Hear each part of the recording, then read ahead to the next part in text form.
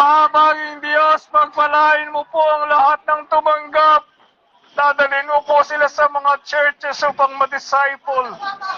Yung mga hindi pa sa kapanahunan, ang kapangyarihan ng Ebanghelyo ay maranasan po nila sa kanilang buhay, kapatawaran, kaligtasan, pagbabago ng buhay, paglilingkod po sa iyo. Buhay na walang hanggan. Pagpalain mo po yung mga nagtitinda, yung mga namamalengke, yung mga may kabigatan, mayroong mga karamdaman, tutulungan mo po ang bawat isa. Magpadala ka po, Diyos, ng revival dito po sa Plaridel. Abot sa buong Bulacan, Luzon, Visayas, and Mindanao, sa buong Pilipinas. Makakarating po sa North America, sa Canada, sa USA, at sa buong mundo.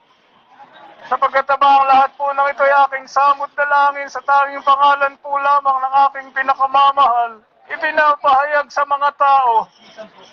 Hindi lamang po sa Pilipinas, kundi doon po sa North America, sa Canada, sa USA, at kiniloloobin sa buong mundo ang aming pong Panginoong Jesucristo.